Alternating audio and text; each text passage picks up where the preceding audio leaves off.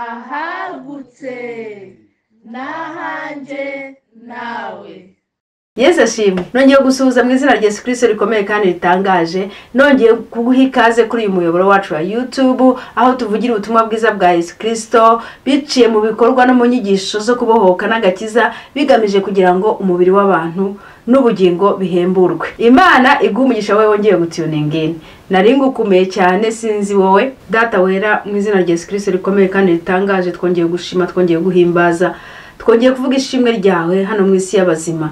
Twongeye gushimira ku munsi nk'uyu nguyu w'igitangaza wongeye kuduha umunsi wo kubaho kugira ngo tuguhimbaze. Uwiteka Mwami Imana, urakoze rero yuko twebwe tutaracecekera mu isi y'abasinziriye, ahubwo turi bazima kugira ngo tubashe kuguhesha icyubahiro n'akanya nk'aka n'iteka ryose Mana yacu. Data wera twongeye gushima cyane koko yuko uducunguriye mu mwana wawe Yesu Kristo kandi ukaba waduhaye ubugingo. Ariko kusi y'abazima hano Mwami tubereyeho kugira ngo tuguheshe icyubahiro.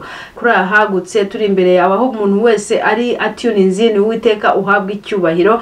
Reka ibyo ushaka ari byo biba, ibyo udashaka ntibikabe mu izina rya Yesu Kristo rikomeye kandi ritangaje. Mwami Imana, hagiye na kimwe tutazaza imbere yawe tugushima kuko uri Imana isumba byose, kuko uri Imana y'icyubahiro n'urukundo, uri Imana ishobora byose itabara, uri Imana itanga ubugingo n'amahoro, uri Imana ibabarira ikiza, uri Imana nta cyakunanira. Rero Data turi imbere yawe rero turongeye kwereka buri muntu wese utune hakuri ahagutse, yaba arwaye Uwiteka Mana wamutabara, wamukiza, wamucira inzira, yaba ababaye wamwuzuza amahoro Mwami w'amahoro, yaba atotejwe, yaba ifite ikibazo cy'imyuka Uwiteka Mana wamukiza, kuko waje gufungura bari muri gereza, waje Data buja kubohora ababoshye. Uwiteka Mwami Imana, turakwereka umuntu ubabaye, turakwereka umuntu umeze nabi wese umwiyereke ahari hose Mwami Imana. Abari mu rugendo Data basuhuza amahoro, baba baca mu kirere cyangwa mu mazi cyangwa ku butaka, Uwiteka Mana ubageze aho bajya amahoro kandi bamenye ko ari wowe ubikoze Mwami Imana. Abari kwa muganga Data ubakize, Data buja ubiyereke. Abari Data buja Mwami bapfushije bafite akababaro ubababarire. Abananiwe n'urugo Uwiteka Mwami Imana nawe ubasange, ndetse n'abafite ikibazo cy'abana, bafite ikibazo cy'urushako, bafite ikibazo Uwiteka buri muntu wese mu kibazo cye wamutabara gutabaje, kuko waravuze muri tugutabaza uzadutabara. Akakanya rero muri uyu mugoroba twongeye gushaka, muri iki gitondo twongeye gushaka, kuri aya manywa twongeye gushaka, turakomanga ku rugi rwawe Mwami, turaguhamagara Uwiteka Mana nyiringabo tugutabaza. Urakoze kutwiyeretse Mwami Imana yacu. Uwiteka Mana ishobora byose, reka intambara zose ziturwanirire kandi utunesheshereze tugenda imbere. Ikintu cyose kishyire hejuru kurwanya imigambi yawe mu bugingo bwacu ndetse no kuri ahagutse gikubitwe hasi gisenyagurwe mu izina rya Yesu Kristo rikomeye kandi ritangaje. Tubisabye tubyizeye. Ahandi Data turi imensinga mu maraso yawe Mwami, reka amaraso yawe tuminjagirweho tweze. Reka Uwiteka Mana tube bazima muri aya maraso, tubabarirwe twezwe mu izina rya Yesu Kristo rikomeye no mu maraso yawe Mwami Imana. Reka n'ijambo ryawe ritwoze rero, kuko ijambo ryawe riroza. Reka ubugingo bwawe burusheho kuba bwinshi muri twebwe, kuko ari ryo sezerano ryacu muri wowe Kristo Mwami Imana yacu utanga ubugingo. Amen. Nijewe Pastor Jackie uri hano Denmark. Nijewe pasiteri w'itorero ryitwa Itorero ry'Imbabazi riri iwacu mu Rwanda, ndetse n'itorero ryitwa The Word Outreach riri hano Denmark. Itorero rya hano iwacu rimaze imyaka 7, iryo mu Rwanda rimaze imyaka igera ku 10 wenda nibirenga. Nuko rero ahangaha ku ma YouTube ndi mushya, nta nubwo rwose ari ibintu ndimo nishakamo, nanjye ndimo ngerageza muri iki gihe turimo cya technology cya digital. No kuvuga ngo ibintu byose bitugenda twiga. Nanjye rero ndi hano mu ishuri aha hantu. Impamvu mudaheruka kumbona, nagize gutya numva ndarushye. Mbona akazi kambanye kenshi, nari mfite akazi kenshi, nari mfite akazi k'amaraporo, nari mfite akazi ko kwandika, nari mfite akazi kenshi no mu itorero, nari mfite akazi ngiye kubona mbona ibyo urabona nta muntu filima, ndi filima nka editinga, kandi ni mushya kuri ibi ngibi, hari ibyo naramenya. Rero ugasanga mbaye exhausted, ndarushye. Ngize ndavuga reka mfateho akaruhuko nshake yuko nzajya mbigenza. Imana ishimwe rero kujya itwongerera imbaraga igasubiza imbaraga mu bugingo bwacu kubw'izina ryayo. Rero nanjye yongeye kunsubiriza imbaraga mu bugingo bwanjye, none ndagarutse ngo tuganire. Imana rero ibaho umugisha ko mubikunze. Nari maze iminsi nganira namwe kubijyanye n'umugore muri Bibiliya. Ngo ndabizi ko ari abantu batitaye kuba umuntu ari umugore cyangwa ari umugabo, ntimujye mubyumva gutyo. Rero abantu dutuye i Burayi, iyo umuntu nabivuga gute buriya da, iyo umuntu yimutse akava mu gihugu cye, usanga akomeza umuco, akomeza ibintu yazanye kurusha ubirimo, kubera yuko umuntu aba yanga gutakaza uwo ari we. Urabona hano iyo umuntu hageze ibintu birahinduka. Mbabwiye ko maze imyaka hano hafi 30. Namaze imyaka 14 nkorana no gutuza impunzi zije arishya mu maproje ya ministeri. Ari impunzi z'abakongomani, impunzi z'abarundi, impunzi z'abanyarwanda, impunzi z'abasiriya, impunzi z'abanipari, impunzi z'ababama, impunzi mbega ugiye nko kureba nk'amafoto yanjye mfite amafoto y'amoko menshi y'abantu. Ariko icyo nize ni kimwe, abantu bose bamimukira bafite ikintu bahurijeho cyo kubumbatira imico y'iwabo kugira ngo batayitakaza. Rero ni analize yanjye, nasanze yuko abantu babumbatira imico y'iwabo cyangwa ibyo bazanye kugira ngo batazagira gutya bakibura muri ubu burenganzira bwinshi cyane bumwe tutazi naho butujyana. Rero nasanze abantu benshi, ntimugire ngo abantu benshi bubaha umugore, ndetse no muri community yacu. Ubwo ndabivuze ntimuntera amabuye, njya nkuravuga ngo ntimuntera amabuye. No muri community yacu no mu bantu bacu si kuvuga ngo bubaha umugore, no, baracyafite ya myumvire ya mbere ya jenoside abenshi, cyangwa n'imyumvire ya kera mbere ngira ngo igihe cyabanye bwo kuri niko nabibona kuko bagifite iyo myumvire. Rero ugasanga bakubwira ngo uri umudamu, ngo na Bibiliya bivuga ngo ntushobora kuvuga Bibiliya. Natangiye rero mvuga ibintu by'abadamu kugira ngo mbereke yuko mu by'ukuri Bibiliya kuva mbere na mbere, kuva isi iremwa na throughout generations and generations, Imana yagiye igaragaza uburinganire. Uwabijyamo ni byinshi kuko ntekereza n'abantu babivuga yuko batarasomye Bibiliya, batarasomye Bibiliya ko umugore adashobora kuba umushumba cyangwa ko umugore adashobora iyo umuntu wasomye Bibiliya neza akamenya amatorero menshi ya mbere ko yari amatorero aba mu ngo z'abantu, kandi amwe muri yo yarashumbwe n'abagore kuva mbere na mbere. Ariko nanone no mu isezerano rya kera nta gihe Imana itagaragaje yuko ikorera ihamagara uwishaka mu gihe ishakiye ahantu ishakiye. Rero ntago nzaguma mvuga ibintu by'abagore kuko ndashaka no kuzatangira kuvuga urugendo rwanjye rutoya cyane na experiences zanjye nagiye ncamo kugira ngo mbashe kugera aho ngeze ahangaha no kuba navuga ijambo ry'Imana. Ariko nzagenda mbifata gato gato. Uyu munsi rero mumbabarire gatoya tuvugane ku ijambo rijyanye n'umuhanuzikazi witwa Hilda. Reka dusome ijambo ry'Imana. Murakoze. Muri ibi byumweru 2 maze ntari ku murongo, natekereje yuko ntashaka kwibanda cyane ku buringanire muri Bibiliya, kubera yuko ubundi na wa muntu utekereza kwa kundi je ntago namuhindura, vraiment ntago namuhindura. Ariko je nashyiraho foundation zanjye nk'umuntu w'umugore, nikima imbaraga, nikima gushira amanga kugira ngo uvuge ijambo ry'Imana. So ntago rero ngarutse, nari nzi ko nkatangirira kuri Adamu na Eva, nkatangira kuri Eva nkagenda ku murongo wose nkageza ku mugore wa nyuma muri Bibiliya. Ariko numva ari ikintu ntazakora none ahangaha kuko nta n'impamvu, kuko n'ubundi ufite bya bitekerezo ntago byenda guhinduka, keretse yakire Yesu nk'umwami n'umukiza we, keretse amenye yuko Mwuka Wera atajya atoranya. Niyo umuntu yabivuga inshuro nyinshi akavuga ati Mariya gute, umuntu wese yabishyize hariya kubera yuko yabishyize mu mutwe we kubera impamvu ze. Rero ntacyo namuhinduraho muri aka kanya. Ariko sinasoza iki kiganiro cyo kijyanye n'uburinganire cyangwa n'ubwuzuzanye muri Bibiliya. Ndashaka kugisoza, nzakigarukaho wenda ikindi gihe namaze kubitekerezaho neza, kuko ndumva shaka nko kubisozamo kidogo kugira ngo mfate iyindi topic. Ariko sinasoza navuze ku mugore umwe w'abantu badakunda kuvugaho cyane uyu mugore ntibakunda kumuvugaho ndetse yanditsweho gatoya, ariko ni umugore ngewe wankoze ku mutima. Ntekereje ukuntu Imana yamurebye ikamubona, ikabona ko ikwiriye kumukoresha mu gihe nka kiriya.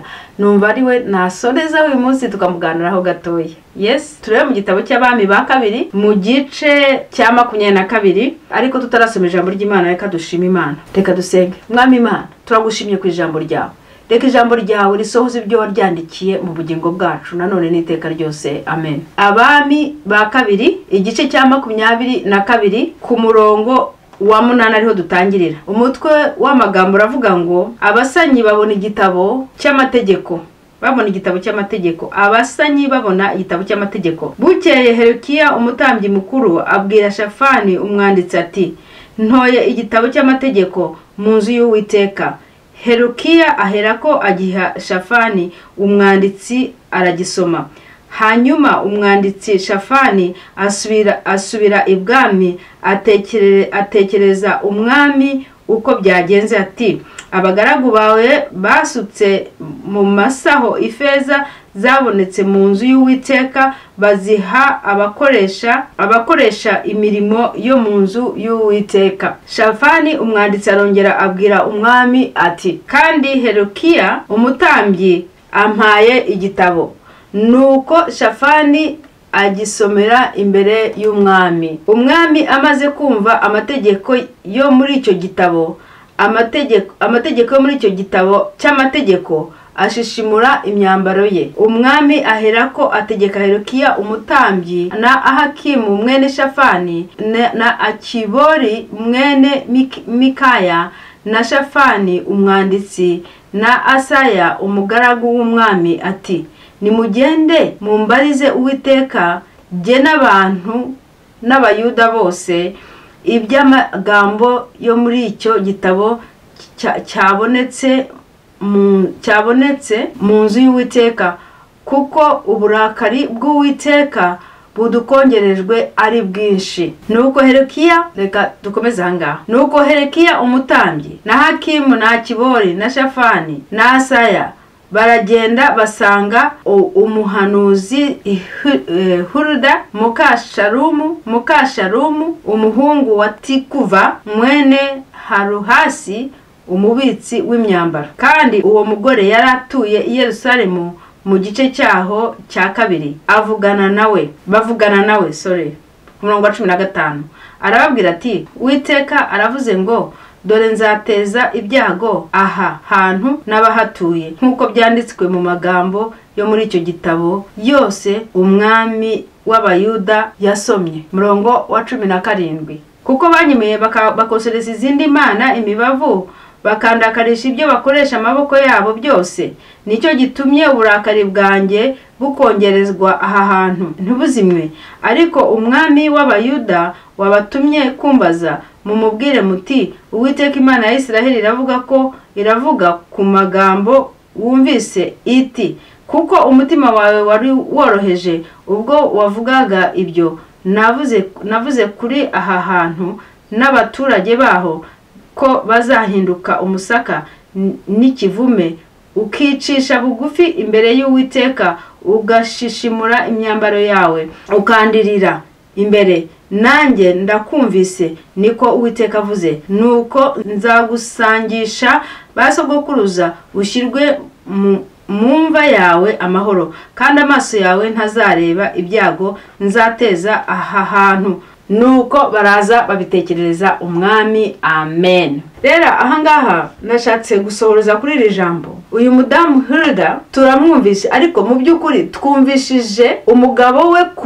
twumvishije inkomoko y'umugabo we kurusha Hulda ku giti cye umuhanuzi. Umugabo we ngo yari umubitsi w'imyenda. Ndagira ngo nkwibutse iki gihe cy'umwami Yosiya, ni wa mwami watangiye kuba umwami afite imyaka 8, kuko se yaramaze Amoni se yaramaze ku ngoma imyaka 2 aricwa, hanyuma uyu nguyu ufite imyaka 8 ahita ategeka. So reka twumve rero, mwibuke mbega twatangira kuri Hezekiya wa mwami wakoze ibishakwa n'Imana, hanyuma akazageza ku gihe ubwo umuhanuzi yamubwira ko agiye gupfa, akamubwira ko yitegura agasaba imbabazi Imana kugira ngo imubabarire imwongereze igihe, akongerezwaho imyaka 15. Nyuma yaho rero umuhungu we yaje kumusimbura abo umwami mu cyimbo cye ari we Manesa, nawe akora ibyangwa n'Uwiteka Imana, ariko agira ngo arihana.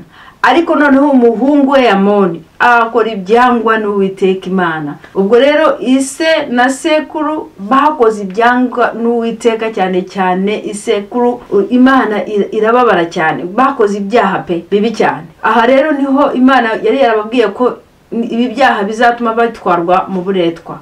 Ariko kubw'uyu mwana watangiye ufite imyaka 18, ufite imyaka 8, mu gihe cyamaze gukura tubona ngo ko yatangiye gushaka Imana. Ageze igihe rero Imana imukoresheje ashaka gusana urusengero, ategeka yuko bakusanya inkunga nanigiye kuvuga ngo mu itorero kugira ngo basane urusengero.